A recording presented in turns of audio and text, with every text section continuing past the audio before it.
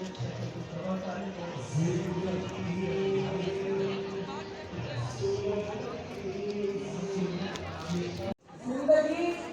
आज तुझे खुशबू का बसेरा दे दो, जिंदगी आज तुझे खुशबू का बसेरा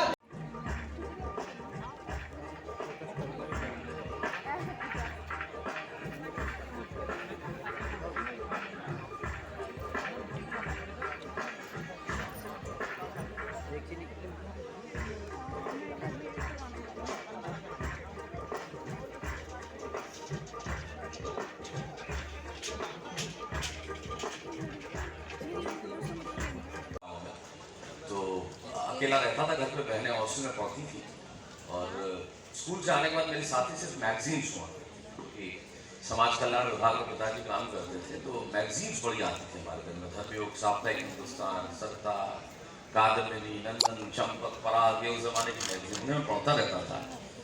और शायद कुछ क्रिएटिविटी तो होगी, तो जब अकेला था और बीमार भी पड़ा रहता था घर में, कई बार बहुत बीमार हुआ तो एक रजिस्टर और पेन कॉपी में मुझे दे जाता, तो मैं कभी कार्टून बनाता, कुछ करता, उसमें लगा इतना जब पढ़ता था मुझे लगा ये काम तो मैं भी कर सकता हूँ शायद। तो तुकबंदी सी कुछ की कविता, तो मैं उसे क्या कहूँगा, लेकिन आप इसे कहें खुदादार सलाहियत है, ये खुदा देके भेजता है, ईश्वर देके भेजता है। जब लोग मुझे कहते हैं कि कविता का शौक कैसे पैदा हुआ, तो हमेशा यही कहता हूँ कि शौक मुझे कैसे पैदा हुआ ये नहीं मुझे पता, लेकिन ये शौक लेखिंग में पैदा हुआ था। तो 10-11 साल की उम्र में जो लिखना शुरू किया, सितंबर 1980-81 की बात है, और ये ईश्वर का आशीर्वाद है कि 30 सितंबर 1981 के दिन ही राजस्थान में कस्बा सुमेरपुर, वहाँ मैं पहली मेरी प्रस्तुति राष्ट्रीय कवि सम्मेलन के मंच पे हुई, और वहाँ से फिर ये सिलसिला शुरू हुआ। वो जो तालियों की गूंज गानों में रही, मुझे लगा शायद रास्ता यही ठीक है। और वो बाल कवि शैलेश से आज मैं आपके सामने बैठा हूँ, ये मेरा सौभाग्य है कि नगमा जी मुझसे बात कर रही हैं। बहुत हम सब बहुत शुक्रगुजार हैं आपके, और आपका बड़प्पन है कि आपने इतनी हमें वो बोला पिताजी, किस्म के पिताजी, अद्भुत पिताजी, मतलब इतने कमाल के पिताजी, मुझे लगा कि मुझे यही लिखना चाहिए जो करते हैं वो कमाल के पिताजी हैं। क्लास में मुझे टीचर मैथमेटिक्स पढ़ा रहे थे, बोले खड़े हो जाओ, मैं खड़ा हो गया। आपने देखा मैथमेटिक्स में उदाहरण देते हैं आप, मैं हिंदी स्कूलों में पढ़ा हूँ, हमारे मित्र भी पढ़े होंगे, वो 3 बिंदु बना देते हैं, चूंकि माना, तो बना दिया ऐसा, तो चूंकि बना के बोले मेरे को गणित खड़े हो गए, बोले मैं तुम्हें उदाहरण देता हूँ समझाओ।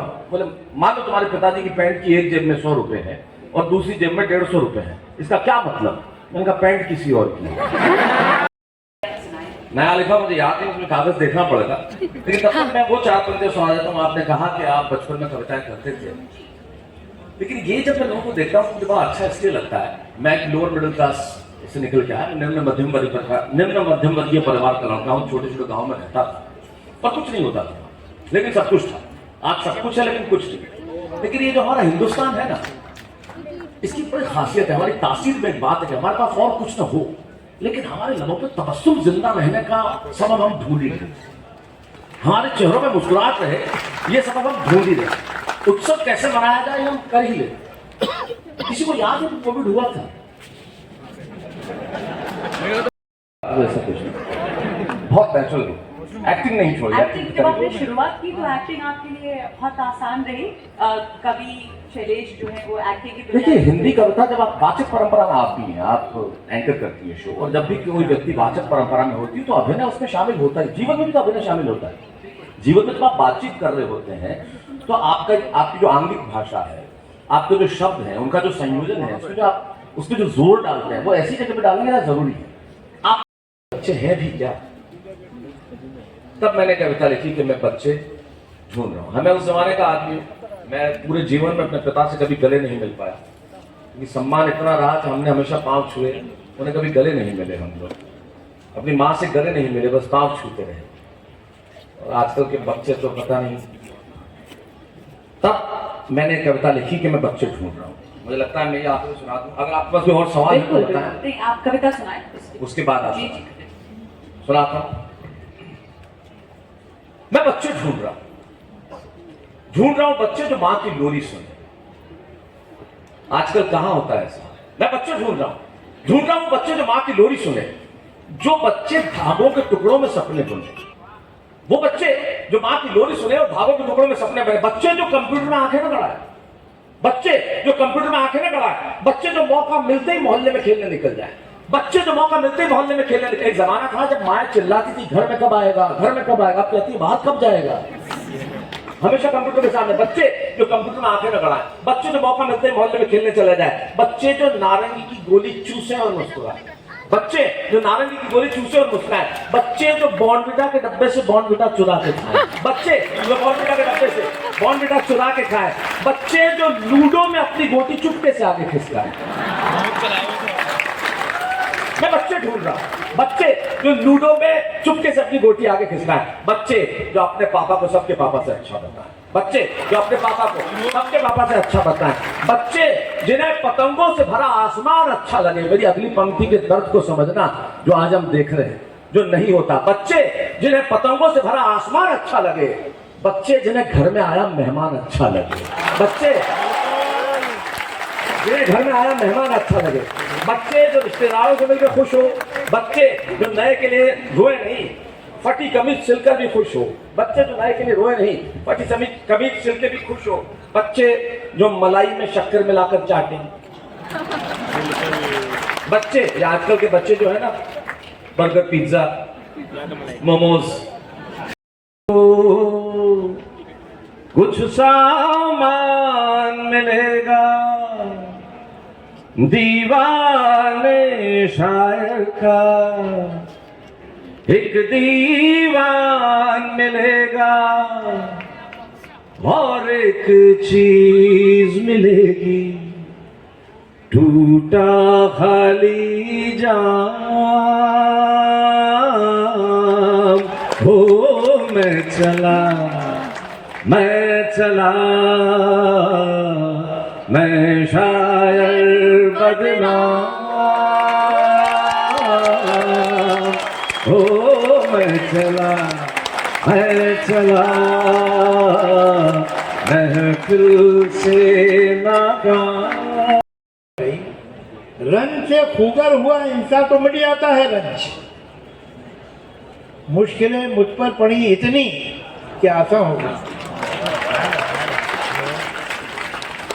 इश्रते कतरा है दरिया में फना हो जाए, कि अल्टीमेटली जो प्लेजर है एक ड्रॉप का वो ये है कि वो दरिया में जाके खो जाए।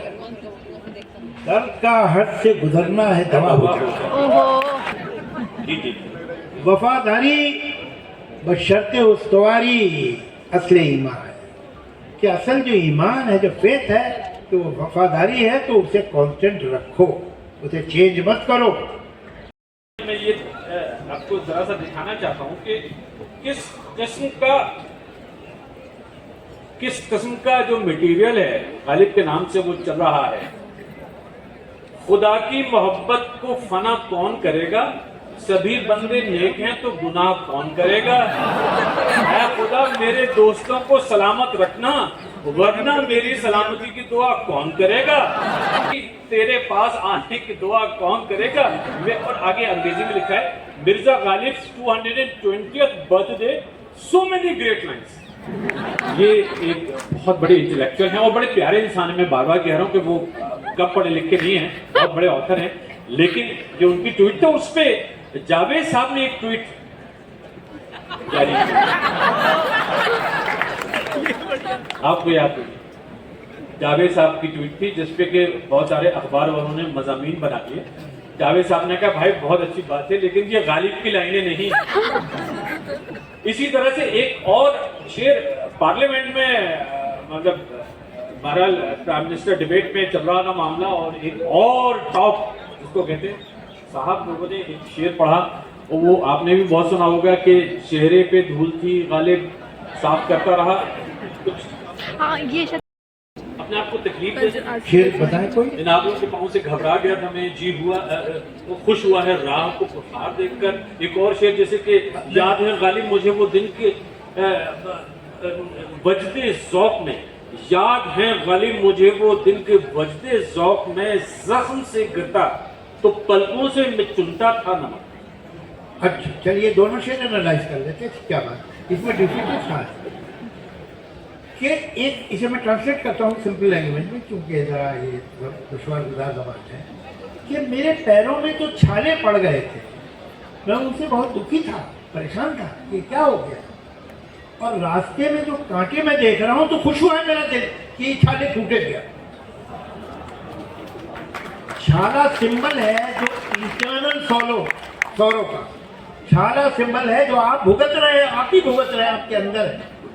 ये कांटे जिंदगी के इम्तिहान, जिंदगी की मुश्किलों, जिंदगी की दुश्वारियों का सिंबल। अब मैं इन पे चलूंगा तो मेरे अंदर का कमर बाहर आ जाएगा। ये मतलब वो अपने छालों को बचा के नहीं रख रहा है, वो जो पैर में उसके आबले हैं वो उनमें रो नहीं रहा है। इतना मेरा दिल खुश हो रहा है कि सामने कांटे हैं। अब ये छाले फूटे, खत्म हो गए। छाले फूटे बिना छाले जाते नहीं। तो ये एक पावरफुल आइडिया है। गालिब